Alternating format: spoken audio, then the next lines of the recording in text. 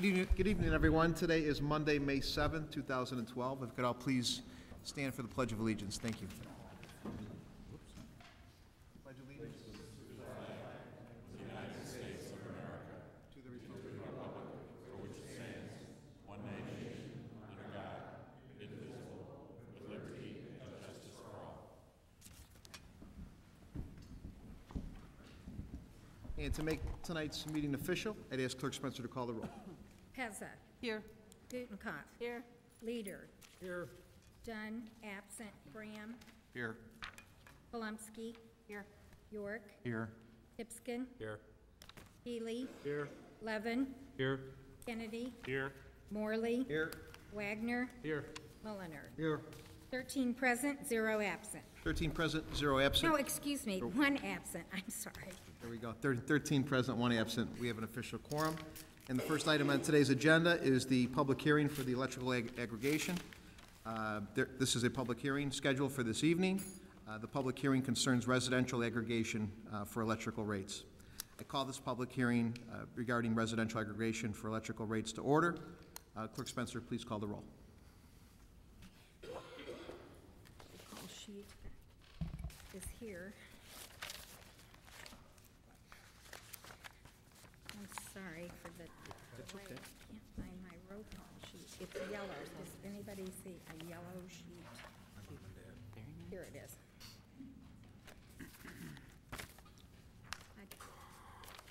Okay, Pezza. Here. Gutenkopf. Here. Leader. Here. Dunn, absent. Graham. Here. Polumsky. Here. York. Here. Tipskin. Here. Healy. Here. Levin. Here. Kennedy. Here. Morley. Here. Wagner. Here. Mulliner. Here. 13 present, 1 absent. 13 present, 1 absent. We have a quorum. The purpose of the public hearing is to take public comment concerning the residential aggregation for electrical rates. I would ask the clerk to declare any written comments received for the record. Yes, Mr. Mayor, we have 3 written comments that will be put in the record and distributed to the full city council. One from Jim Belden, 719 Berkeley Avenue, Jim Kelly, 157 Highland Avenue, and Bill Everson, 350 Cottage Hill Avenue. Thank you, Clerk. And at this time, would any members of the public like to make any comments for the record? Clerk Spencer, do you have people sign up for public? Yes, we do. We'll start with Mike Killian, 481 North Howard. Okay. And just so for the public hearing, there is no time limit, sir, so we appreciate you coming out tonight. You could use the microphone off to the back there, sir. That's okay. If you want to use the podium, you're welcome to. All I want to say is I support lower costs of all forms of electricity. What I read in the paper about the green people and the wanting to buy all the electricity from green, I think is a bad idea for the city in terms of cost, short-term and long-term. And I question the city's involvement in the legal liabilities. I think electricity should be a natural monopoly. It's up to the city to chase after ComEd when they don't provide service. So I'd question jumping into this arrangement. Thank you. Thank you, sir. Next, we have Kelly Sinowick Mornay. Hello, my name is Dr. Kelly Ann Sinowick Maroney at 28 East St. Charles Road. I'm a business owner on Spring Road, and I'm a resident here in Elmhurst, and I support the electric aggregation. As a parent having children, it's important for me to see that Elmhurst is moving in the direction that's taking our kids' health into consideration of something that is long-term for the overall city, and moving Elmhurst in a direction that is, again, keeping in mind the next generation of making changes that are better for the community. Thank you. Thank you, Miss. Doctor. John Kelly, 157 Highland Avenue.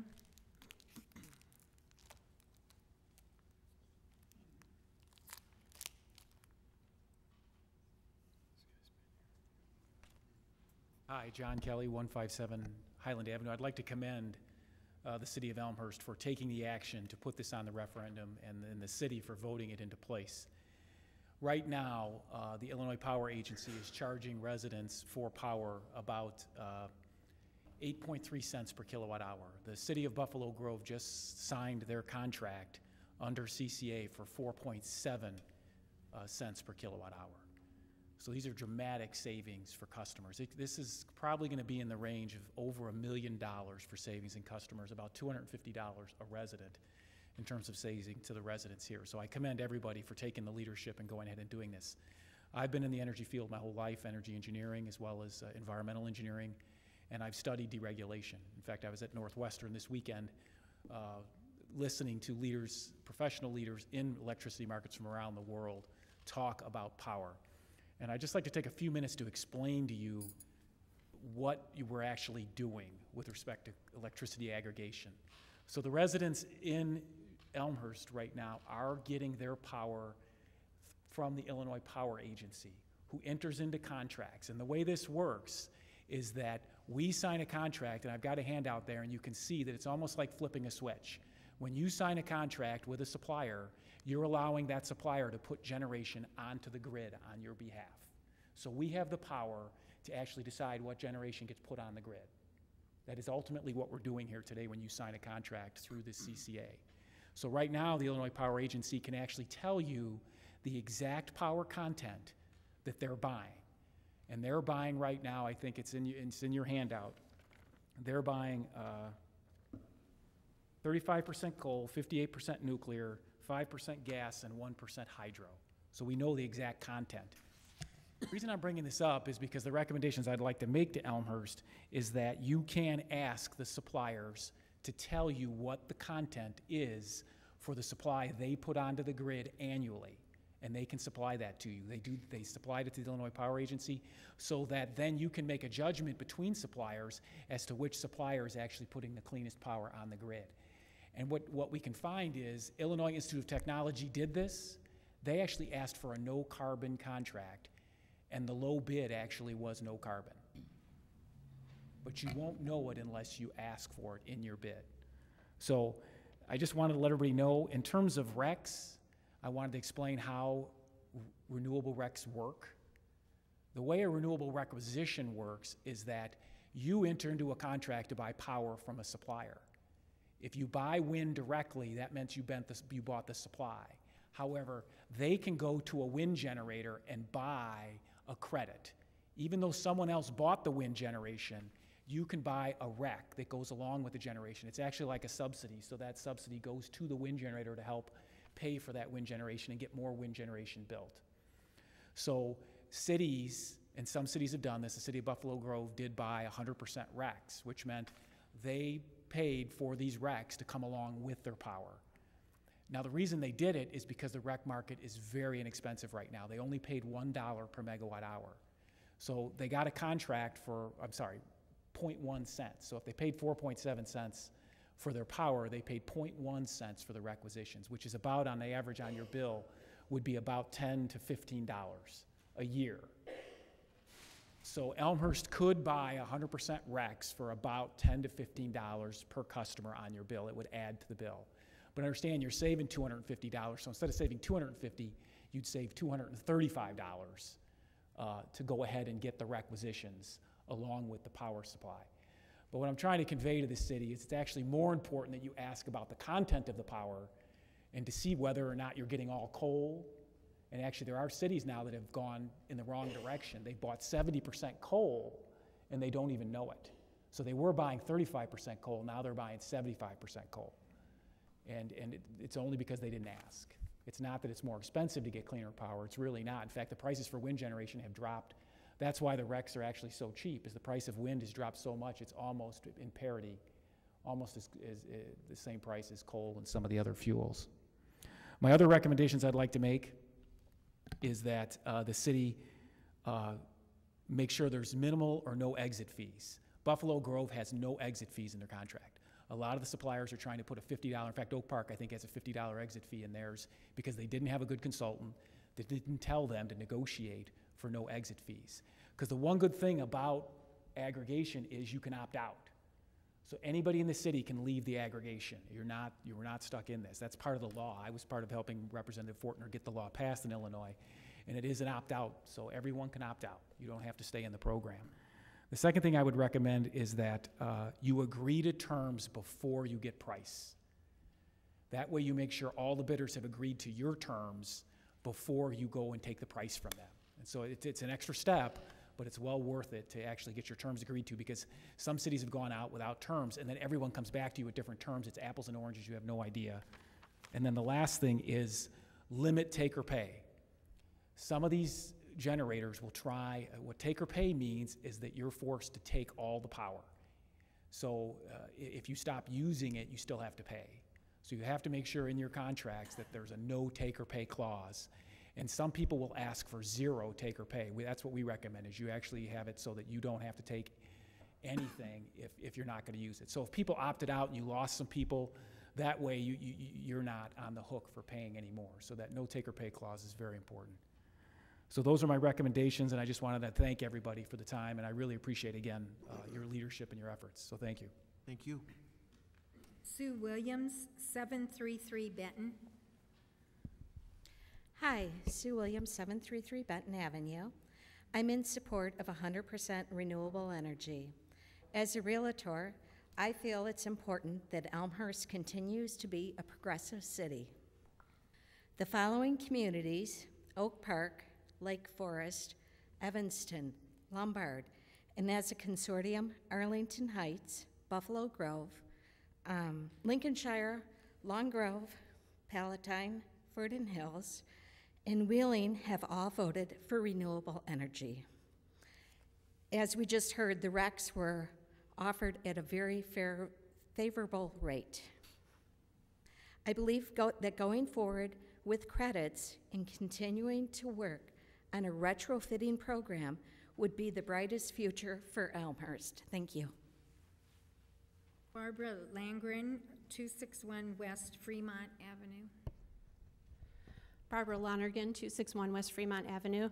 I'd like to thank the city for placing the aggregation referendum on the March 20th ballot. This is an opportunity to free up millions of dollars that most likely will be reinvested in the community. I'd also like to thank city leaders for their open-minded and candid approach throughout the aggregation process. As a concerned citizen, I'd like to communicate my support for 100% renewable energy. There are 11 Chicago area communities that have recently committed to 100% renewable energy. I'd like to share some numbers with you from those communities. Lake Forest was given a lowest rate of 4.836 cents per kilowatt hour, which would provide residents with a 41.73% savings. That lowest rate included the required 7% renewable energy mix. The rate for 100% renewable energy credits was 5.03 cents, or 39.4% savings. The difference between the lowest rate and the 100% REC rate was 2.33%. Lake Forest City Manager estimates that each household will pay $20 a year for renewable energy credits and receive a 39% savings overall. Lombard signed their aggregation contract last week, and it is estimated that residents will save $309 a year on their electricity bills through aggregation. Residents will pay $9 per household per year for 100% renewable energy credits. In other words, residents could have saved $318 a year for the lowest rate, but instead will save $309 per year for 100% renewable energy credits. By matching our electricity usage with renewable energy credits, the City of Elmhurst and its residents will help to increase the demand for sustainably generated electricity. Rising demand and support for wind and solar power encourages development. I urge city leaders to choose 100% renewable energy credits. Thank you for your consideration. Thank you. Mark Steftenagel, 182 Olive. Did I get it? Find out. It's a hard one. Hi, I'm Mark Steftenagel. Thank you. Almost got it right. I have I'm a businessman, have 35 employees in Oak Brook, and I just want to say that I'm for 100% renewable energy. I think if we can't all pay $10 to $15 a year to ensure the future of our health, safety, and basically the overall well-being of our children, I think something's wrong with our city. So, and I wanted to also say I brought some friends here tonight that if you'd please stand up. I know they are for renewable energy as well. Thank you. Thank you, sir. Thomas Brackett, 333 East Webster Avenue.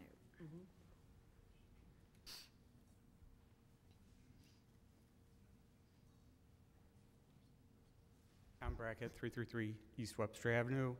I lived in Elmhurst since 1984. I have seen a lot of changes within the community, and I want to commend you on bringing this motion and this hearing this evening.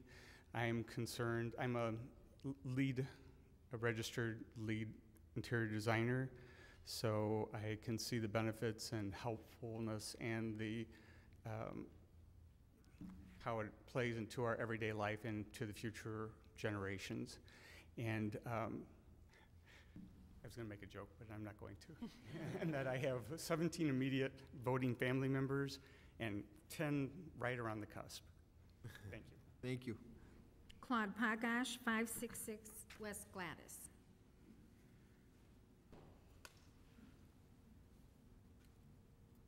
My name is Claude Pogich, 566 West Gladys. I've sat here 2 evenings in a row.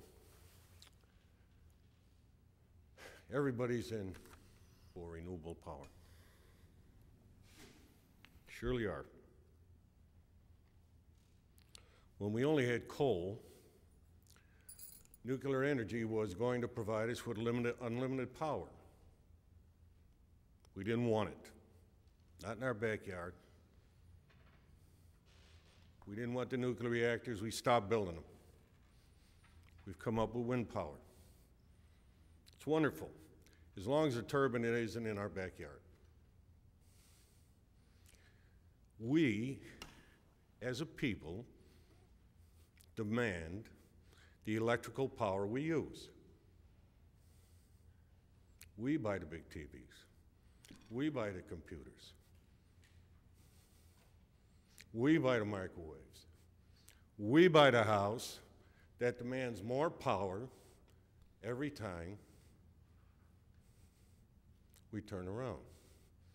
Everybody's proud in Elmhurst. Big, beautiful homes.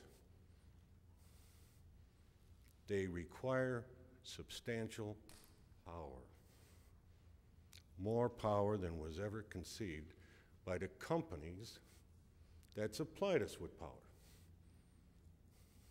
Commonwealth Edison didn't build generators because they didn't have nothing better to do with their money.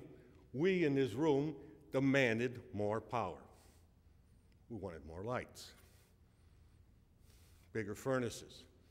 There isn't a house in Elmhurst that doesn't have air conditioning. I'm 67 years old. When I was a young man, the very concept of having a fan was unique. Now, everybody says we got to have green power, but we also got to have air conditioning, not only in our homes, in our cars, in our offices, in our schools. It's a wonder we don't enclose public parks. Instead, they have to be air conditioned. So we're the ones that required coal-fired generators to be built. We were the ones that required nuclear reactors to be built as long as they weren't built in our backyard. Nobody wants a generator in their backyard. They want the power. They don't want a wind turbine in their backyard, but they want the power. They won't give up anything. That's us. It's not Commonwealth Edison. It's not the people we're going to supposedly buy all this green power off of. Because if they come along and say they want to put a windmill up in the middle of Elmhurst, everybody's going to be down here saying, we can't have a wind tower in Elmhurst. We just can't have it. Who are we blaming? We're blaming the companies. That's what we're doing. We're using them and saying, well, if we get all this green power, solar. But everybody in this room had an opportunity to buy power from all these companies. They call me endlessly. They send me brochures saying, buy power off me, we'll give it to you cheaper. How many people in this room took advantage of it? There was certainty of it, wasn't there? It was going to be cheaper. But you didn't do it. Now you got this city sticking its nose in, and they want to get somebody to sell you green power. Are you going to turn off your computer, your microwave, your refrigerator? Or are you going to go out and buy a bigger freezer? We're responsible. We demanded the power. You can't put up enough solar. Sun goes down, you'll have a ton of batteries in your house.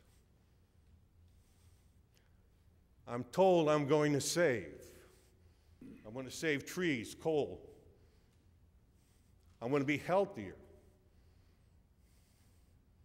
But nobody went to all these outfits that have been badgering you for years. Now you're going to buy it cheap because you want to save money. Well, it's going to cost less. Somebody's going to make a profit in this deal. They certainly aren't. But the generating companies, they keep on cutting their price.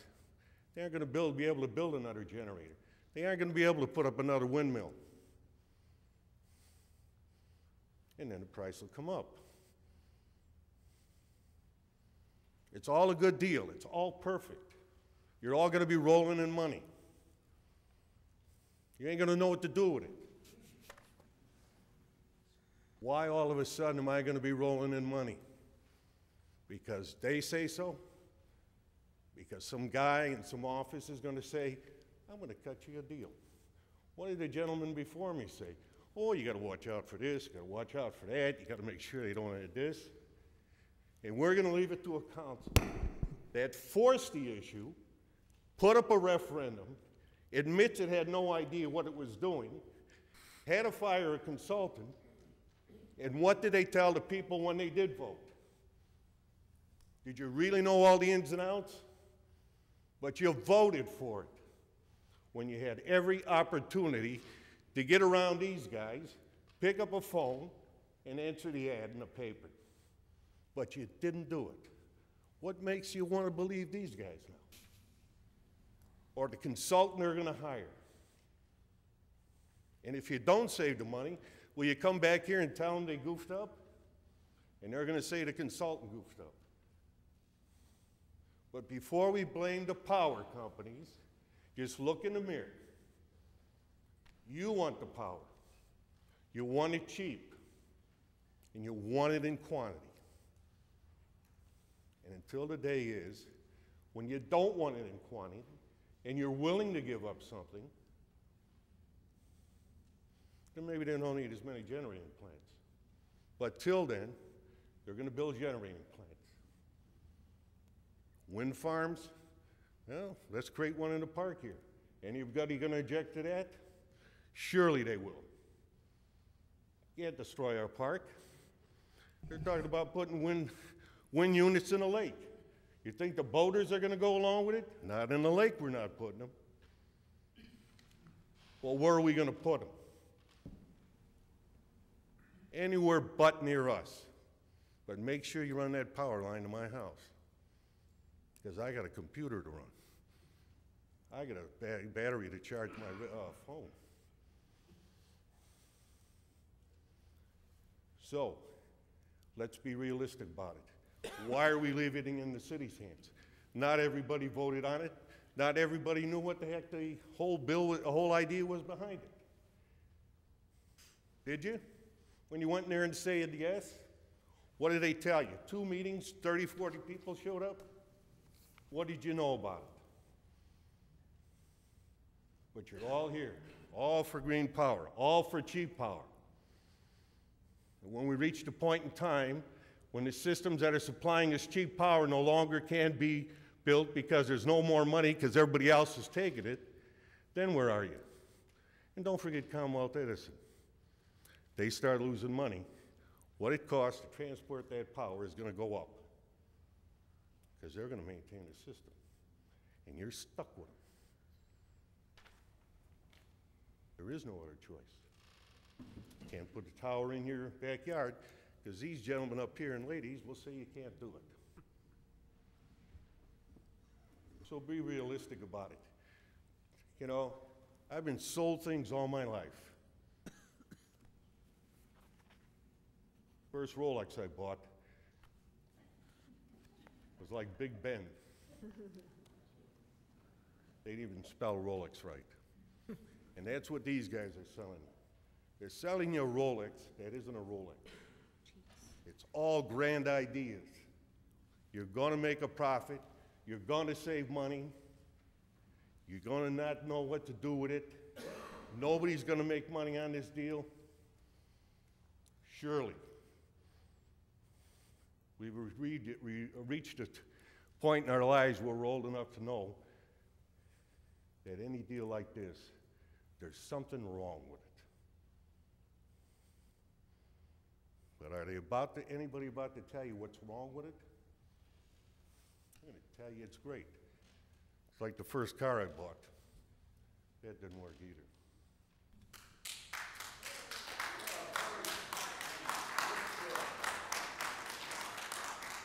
Next, we have Bob Hole, 401 East Niagara.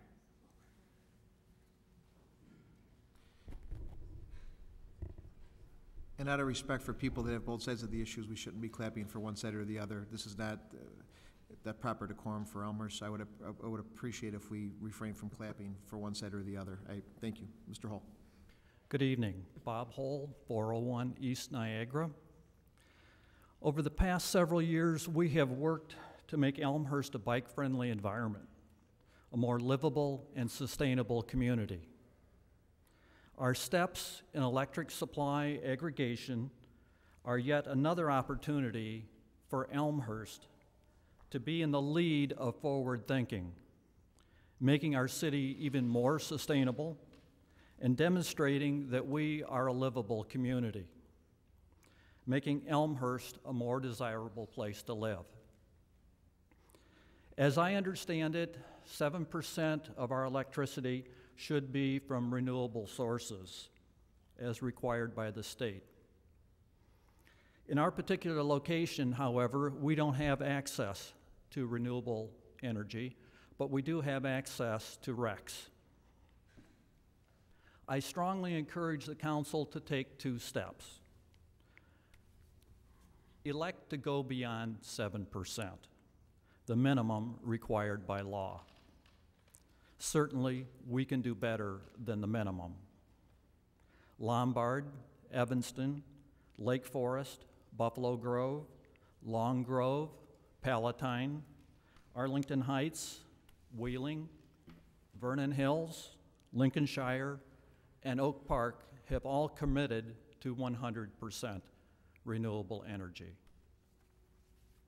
Second, we need to move expeditiously while the price for the renewable energy certificates are still advantageous, before the short supply drives the price up as other communities elect to go with 100%. Thank you. Thank you. We have one more, Tom Lesh, and he has just motioned to me that he has changed his mind and he will not speak tonight. So that concludes those that have signed up for public forum. All right. This time I will close the public forum, or public hearing at this time, and ask for a motion to adjourn from the hearing. Alderman York with a motion, seconded by Alderman Hipskin, or Alderman Morley. All in favor say aye.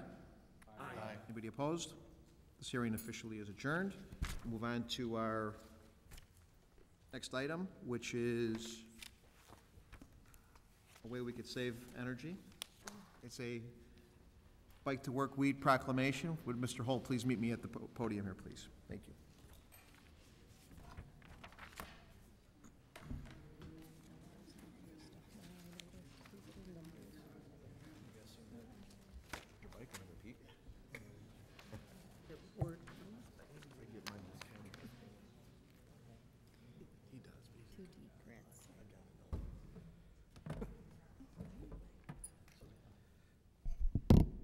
I think if anybody knows who's bike friendly in this community, it's this gentleman to my right, who's actually spearheaded the bike task force for the city of Elmhurst to make us a bike friendly community.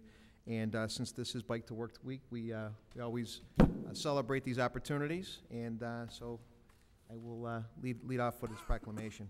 Whereas the bicycling community is an effective means to improve air quality, reduce traffic congestion and noise, and to conserve energy. Whereas the City of Elmhurst has created a Bike Task Force Advisory Board to increase bike use in Elmhurst. Whereas Elmhurst has made a commitment to stop global warming by joining the Elmhurst Cities Coalition, whose pledge including reducing gasoline use by riding a bike. And whereas the education of cyclists and motorists is the proper and safe operation of, with regard to, bicycles is important to ensure the safety and comfort of all users. And whereas the bicycling community benefits both employees and employers through better employee health and fitness, reduced commuting, parking, and healthcare costs, lower employee absenteeism and turnover, and increased employee productivity. Whereas Bike to Work days have proven effective in converting drivers into bicyclists and educating residents about the environmental importance of biking to work on a regular basis. Now, therefore, I, Peter PDCNE III, Mayor of the City of Elmhurst, do hereby proclaim June 11th through June 17th, 2012 as Bike to Work Week in the City of Elmhurst, and I ask all residents to consider biking as an alternative to driving. Thank you. Thank you.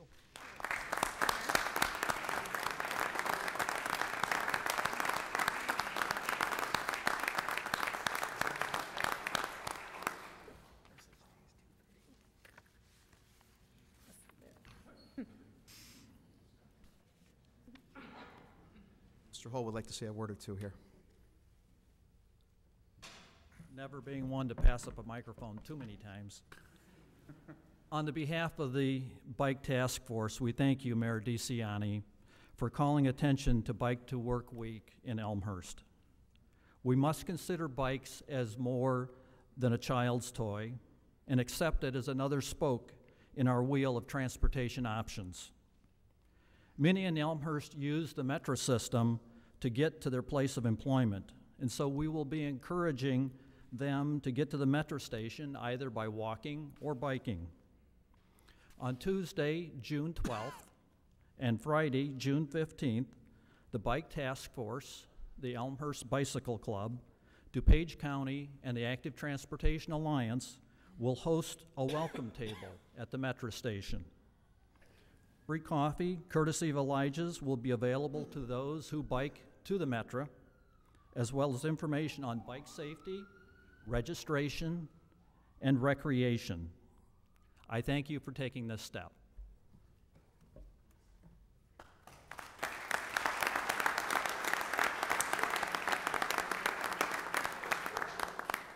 Thank you, Bob.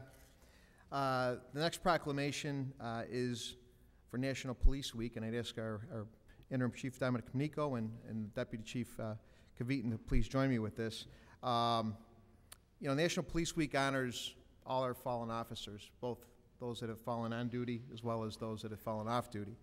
And the first officer I swore in as mayor was an officer that we lost off duty. He was involved in a severe car accident. We lost him. I believe he was in his late 20s. He actually went to school with my youngest brother, Anthony.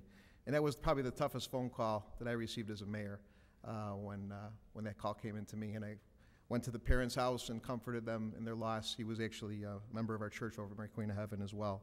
So I'd like to offer this proclamation to Kyle Dealing, who was that officer. And our leadership here, who does a great job, will accept it on his behalf.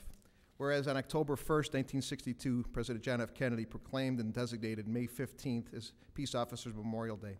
Whereas a memorial service began in 1982 as a gathering for survivors and supporters of law enforcement and now is known as National Police Week. Whereas a National Peace Officers Memorial Service, including a candlelight vigil and sponsored by the Fraternal Order of Police and its auxiliary, is held in Washington, D.C., drawing thousands from all parts of the United States.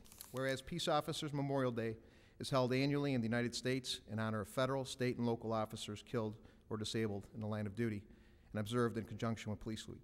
Now therefore, I, Peter P. DeSanti III, Mayor of the City of Elmhurst, do hereby proclaim May 13th, 2012 through May 19th, 2012 as National Police Week in the City of Elmhurst in recognition and to show our appreciation to all of the dedicated police officers protecting and serving our community and the surrounding areas. God bless, guys.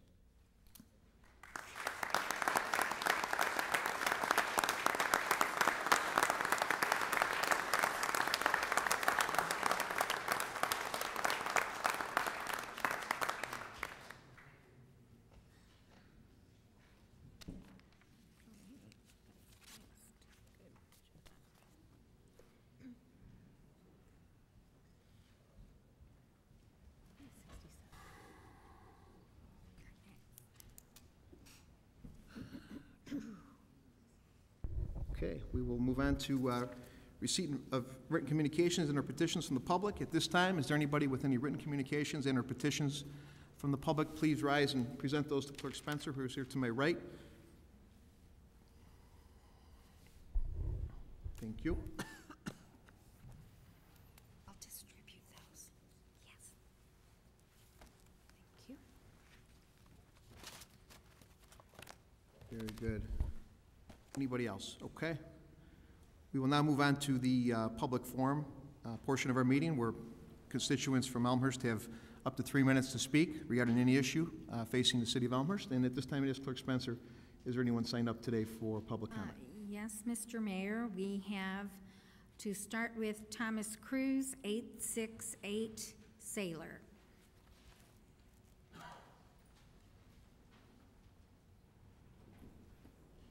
Hello. I've lived in Elmhurst for 26 years. I thought about that, and like everybody, I got my property taxes last week, and I found out that it went up quite a bit, 6 times the rate of inflation. It went up $800, 12% from the previous year. I still question I'm talking about the council, the mayor, determination to cut departments. I still would like us to, cut where you have to cut, and I'd like to see Elmhurst take the lead and actually cut our property taxes, not just keep the line, but actually cut them. I think it's very important that the taxes remain as low as we can, because when we're hard pressed to pay our property taxes, we're not spending the money in town. We're not saving for our retirement. I think it's very important. Thanks a lot. Thank you, sir.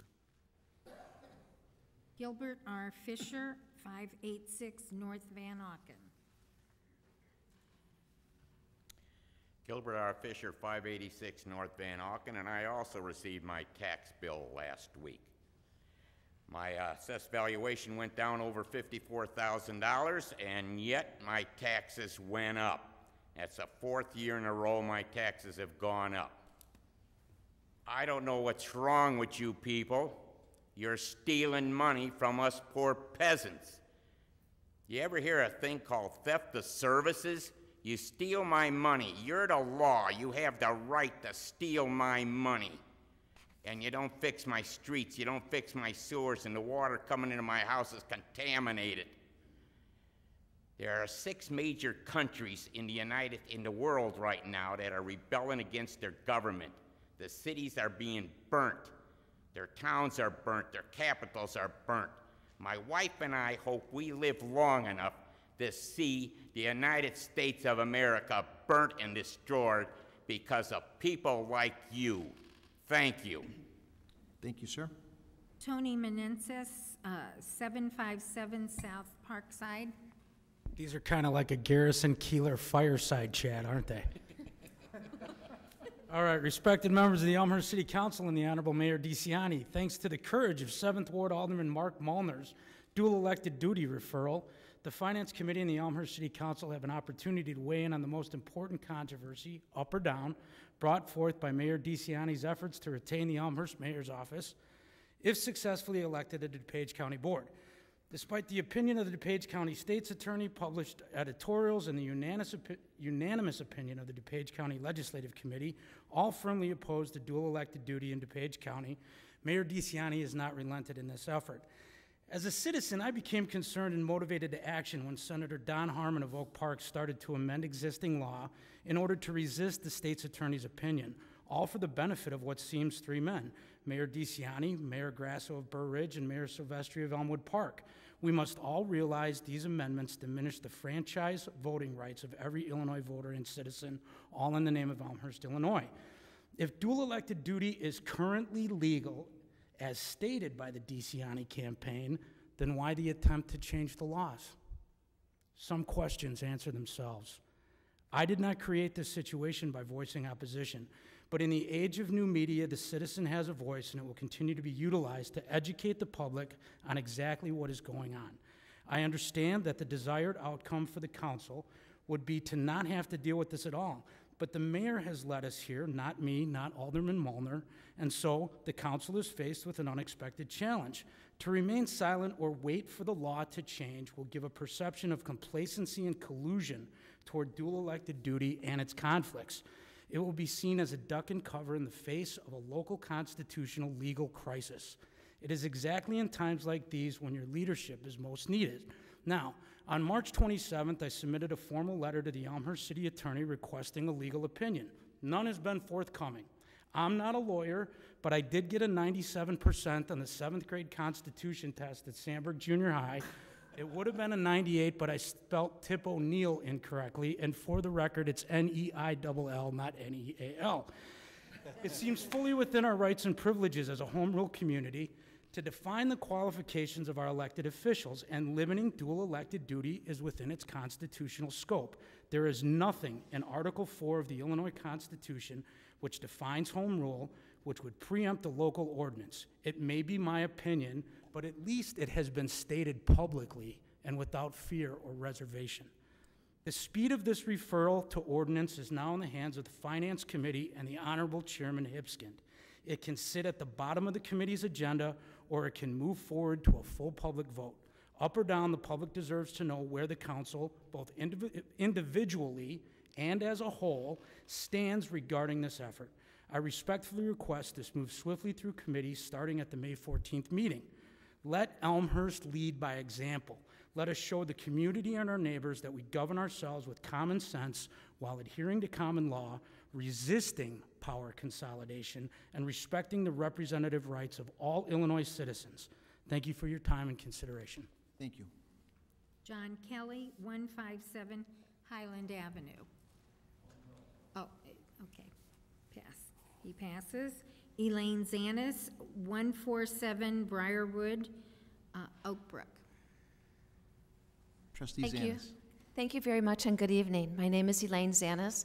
I am a village trustee in Oak Brook. I am one of 3 people who won the primary for DuPage County Board District 2 representation. I'm here to introduce myself. I am here to learn everything there is to know about your municipality, your leadership, your issues. As we move forward in this process, I want to have the confidence that I will do the best job possible. I will be here on a regular basis. I'll be back in the corner just kind of observing, but I did want to take the time to introduce myself. So as you see me in the future, you'll see me.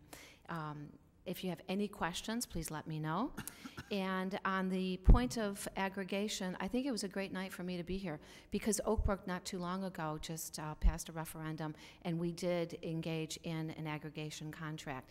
If you have any questions about implementation, consulting services, fees, pros and cons of the process that we went through, I'd like to invite you to call Village Manager Dave Niemeyer. I'm sure he'll be more than happy to help you out. It's a pleasure being here. I think you've got a great crowd. Thank you. Thank you. And last, we have Darlene Heslop, 200 North Michigan Avenue, number 224. First of all, I'd like to say thank you to Mr. Meneses because you started the ball rolling for what I want to say, so here we go. On this week's consent agenda is a referral to develop an ordinance that will restrict all elected members of the City of Elmhurst to holding only one elected office at a time. I am here to not only show my support for this measure, but to ask the person that will ultimately be responsible for moving this referral along to act most expeditiously and show the people of Elmhurst and DuPage County, as well as other elected officials in the state of Illinois, that holding multiple overlapping elected offices at the same time is in direct opposition to the representative democracy our government is founded upon. And I got 100% on my Constitution exam. Alderman Hipskind, as chairman of the Finance and Council Affairs Committee, it is your sole responsibility to set the agenda and the speed as to which a measure such as this moves through the process. I ask that you, as not only the leader of this committee, but as one of the senior members of this council, to make certain that this referral makes it on your agenda and is given its due diligence as quickly and efficiently as possible so that a new ordinance can be written and voted on by the council forthwith. This is not a political issue, but is one of preservation of our representative government, to which, Alderman Hipskind, you took an oath to uphold, as well as all the rest of you did, including the mayor. The fate of this proposed ordinance right now is entirely in your hands, Alderman Hipskind. You and I both know that democracy can be messy and certainly is not easy, and that is probably the biggest understatement I could probably ever make in my entire life. But I hope that at this time you have the courage, the conviction, and the pride in who you are and what you represent to do the right thing and make this your #1 priority. Thank you. Thank you. And Mr. Mayor, if I could correct myself, I overlooked calling Robert J. Tracy. He's at 166 East Lake, Unit F. Is this mic okay? That's fine. Okay. Good evening, Mr. Mayor, aldermen, and city officials. I'd like to discuss a danger to local democracy and elections in Elmhurst, Illinois that arises from a ruling of the U.S. Supreme Court, namely Citizens United versus the Federal Elections Commission. This ruling asserted that corporations are persons, which have free speech rights, and also that corporate money is equivalent to speech. Therefore, they concluded that corporations are entitled to spend huge, unlimited amounts of money supporting the election of their chosen politicians. We feel that under this decision, corporation-supplied money could overwhelm a local city election, causing important local issues to go unaddressed and outside issues to be interjected. To address this problem, we are asking the Elmhurst City Council to pass a resolution calling for an amendment to the U.S. Constitution, claiming that constitutional rights belong to human beings only, not to corporations or other groups, and that money is not a form of protected speech, but should be regulated and limited in political campaigns. We are asking that a similar resolution be placed on the November ballot. You all will have a letter that details our concerns in a little bit more detail, but I'd like to jump and suggest how outside money could happen in Elmhurst. Suppose you decide to run for city council. An opponent emerges with little known relevant experience, but he or she has access to huge amounts of campaign money coming from outside the community, and is using this to fund advertising attacks that undermine your campaign by misleadingly pointing out your terrible record. Unknown to you or the voters, your opponent has extensive conversations with a wealthy corporation which wants certain changes in taxes or certain regulations to occur, or maybe preferential treatment when the city vendor contracts are made. Or maybe the corporation wants Elmhurst to privatize city services. For example, the collection of parking fees that could go to his corporation, perhaps. The money that he would spend in helping you get elected represents an infusion of large amounts of outside capital money, money that's unconnected with issues important to the voters. And it represents an invasion into local election process that can bias the election results. This scenario is not a fiction. It's already happening in national and local politics, and is projected to get worse. Sir, when you can, you're over your 3 minutes, but I'll give you about another 10, 20 seconds if you could wrap it up, that'd be So great. basically, we're asking for you to call for an amendment to the U.S. Constitution. Constitutional rights belong to human beings only. Money is not a form of protected free speech, and money can be regulated by law so that political campaigns are funded only by the electorate, and not primarily by wealthy individuals or groups. Thank you, sir. Thank you for your time. Thank you. And that concludes public forum. Very good. Thank you. We will close the public forum portion of our meeting and move on to announcements. Anybody with announcements? Alderman Plumsky. Thank you, Mr. Mayor. It's the time of year that we can expect storms, and while we hope our power will stay on, I just want to remind everybody that if your power does go out, you have to call ComEd at 1-800-EDISON-1. If you don't report that your power is out and report your home phone number, ComEd doesn't know where the outages are, and you should continue to call so they know the duration of outages. We learned in the fall that ComEd's reporting didn't match up with ours, and we were told that people need to call more often and to call as soon as their power goes out. So thank you. Anybody else with announcements? Alderman Pezza? Thank you, Mayor. Yelp has chosen Elmhurst as a destination location. They will have a presence at a variety of events in Elmhurst from May 16th through the 25th, starting with a business showcase event at the Wilder Mansion on May 16th.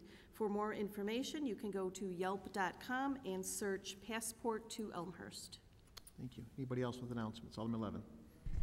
On May 23rd, the Chamber of Commerce, John Quigley, will be honored with the Distinguished Service Award from the J.C.'s, and he's asked me to help roast him just so I could make this announcement, I suspect.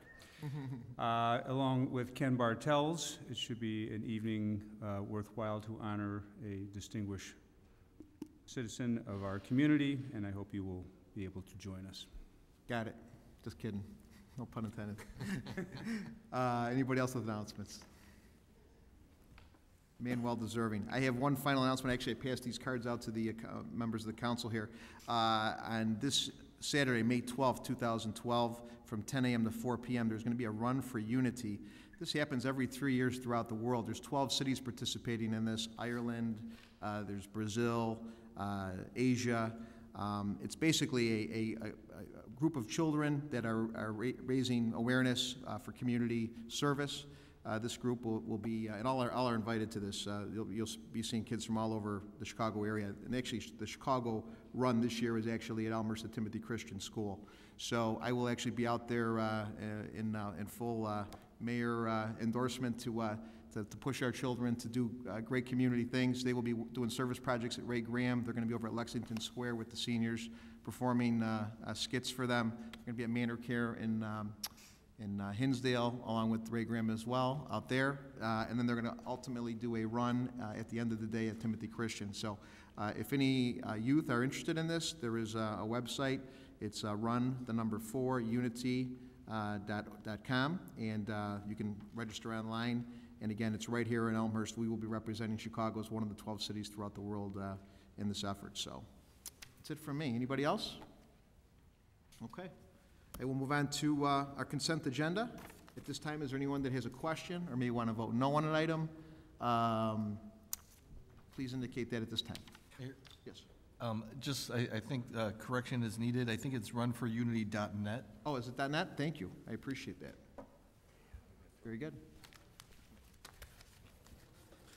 Anybody with any questions or may want to vote no on an item, please indicate that at this time on the consent agenda. Anybody? Okay. This time I ask for a motion and a second to approve the contents of the consent agenda in its entirety. Chairman Wagner with a motion, second by Alderman Gutenkopf. Clerk Spencer, please call the roll. Wagner. Aye. Gutenkopf. Aye. Leader. Aye. Dunn, absent. Graham. Aye. Palumski. Aye. York. Aye. Pipskin. Aye. Healy. Aye. Levin. Aye. Kennedy. Aye. Morley. Aye. Mulliner. Aye. Pezza. Aye.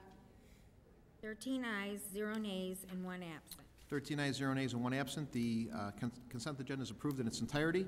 We'll move on to item 9, which are reports from elected officials. Updates from myself.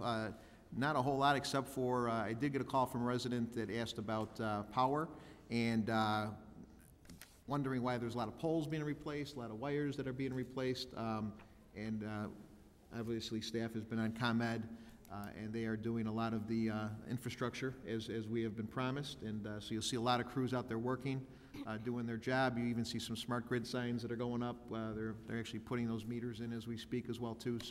So staff, City Manager Grabowski, Assistant City Manager Kopp, have been working closely, as well as a lot of the council members. Everybody's been engaged, I think, pretty heavily with ComEd. So I think those are good signs that they're trimming trees, they're replacing poles, they're updating the system, and it's going to be a long go, but we'll be riding them pretty much the whole way. So that's it from me. Next on the agenda is Mayor? Oh, yes. May I? Sure. Just one report that's concerning probably of all of Elmhurst, but especially the northern part of Elmhurst being Western Access.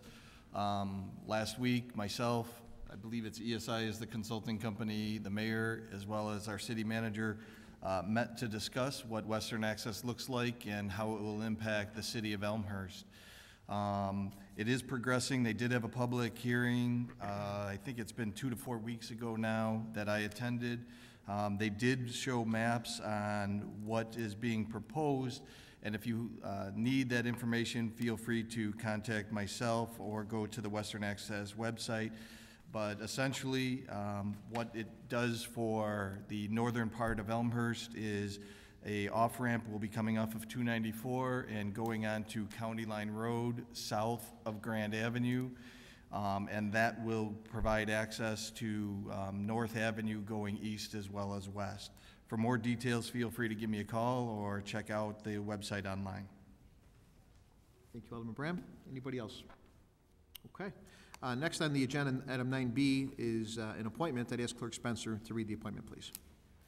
It is my recommendation that Mr. Michael D. Kopp be appointed to the position of Assistant City Manager, effective upon his retirement as Fire Chief on May 8, 2012. Mr. Kopp has the professional, management, and leadership skills necessary to succeed in the new position of the full-time Assistant City Manager approved in the 2012-13 budget. In accordance with Section 3.02C15 of the Elmhurst Municipal Code, I seek City Council confirmation of the appointment of Michael D. Kopp to the position of Assistant City Manager.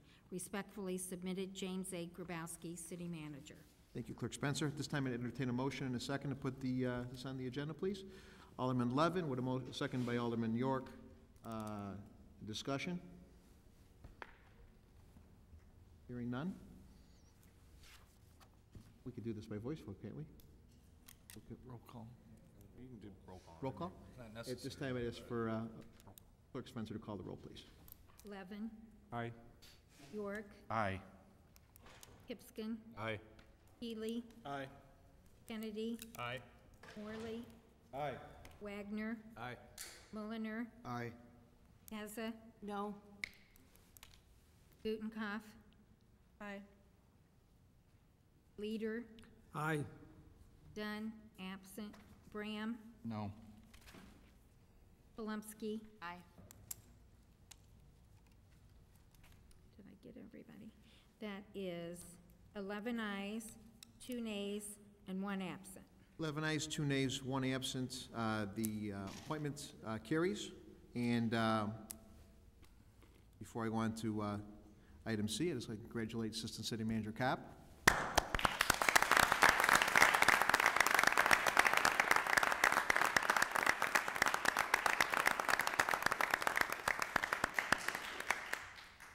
He's a lifer, nearly 30 years of service, and the job continues at another level, and we look forward to your leadership and your hard work, so good man. Item 9C, Clerk Spencer, if you could please read the appointment. It's just I think you need to ask for a vote. I just have here an appointment of an interim fire chief, and the recommendation is a deputy chief. Jeff Bassador. Bassador. I was going to use the Italian, Bassadori, but. Got the hands going and everything, we like that. As for a motion and a second to put this on the floor, please, Alderman Hipskin, Alderman Morley with the second. Any discussion or questions? This, I think we could probably do by voice vote. All in favor, say aye. Aye. Anybody opposed, say no. The appointment carries. Very good. Yep, Mr. Bassador.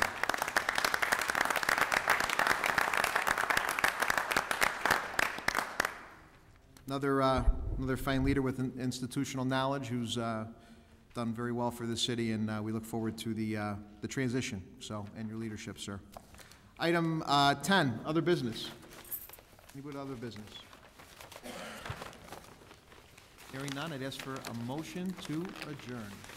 Chairman Morley with a motion, Alderman Ipskin with a second. All in favor say aye. We are adjourned. Aye.